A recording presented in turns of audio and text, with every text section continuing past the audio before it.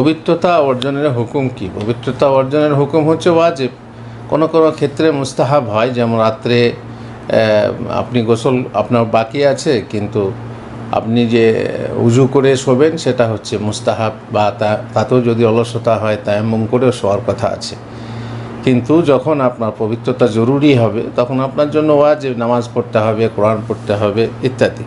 শুধু পানি দিয়ে পবিত্রতা অর্জন করা যথেষ্ট, শুধু পানি দিয়ে পবিত্রতা অর্জন করা যথেষ্ট। মাটির ঢেলা দিয়ে তারপর পানি দিয়ে, যেমন একটা হাদিসে আছে, যে হাদিস জয়ীফ হাদিস, যদি কেউ মনে করে এইরকম করতে হবে, এটাই হচ্ছে বিধান, তাহলে বিদাত হবে, কারণ হাদিস সহি না।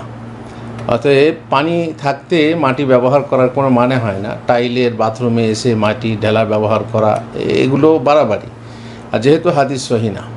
সুতরাং যদি আপনি প্রয়োজন মনে করুন নদীর ধারে পুকুরের পাড়ে পায়খানা করছেন, সেই ক্ষেত্রে আপনাকে পুকুরের পানিতে বা নদীর পানিতে ছুঁচতে হবে বা তাহারাত অর্জন করতে হবে, তো সেই ক্ষেত্রে আপনি সরাসরি আপনার পায়খানাতে হাত যাতে না লাগে সেই ক্ষেত্রে ঢেলা ব্যবহার করলেন, তারপর পানিতে গিয়ে পানি ব্যবহার করলেন। এটা আপনার নিজের প্রয়োজনে, আপনি আপনার প্রয়োজনে ব্যবহার করলেন, যাতে করে আপনার মল আলাদাভাবে মানে ভালোভাবে পরিষ্কার হয়ে যায়, তারপর আপনার হাতে যাতে বেশি না লাগে তার জন্য আপনি ব্যবহার করলেন। সেটা আপনার প্রয়োজনে, সেটা শরীয়ত মনে করে নয়।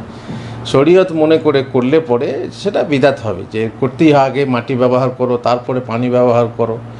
যেহেতু এর বিধান নেই শরীয়তে, এবং যে হাদিস কোবাবাসীদের ব্যাপারে আছে সেটা সহি নয়, সুতরাং এটাকে শরীয়ত মনে করা ঠিক নয়। তখন বিদাত হবে যখন আপনি শরীয়ত মনে করবেন। জাযাকাল্লাহু খাইর, বারাকাল্লাহু ফিক। ومن أحسن قولا ممن دعا إلى الله وعمل صالحا وقال إنني من المسلمين.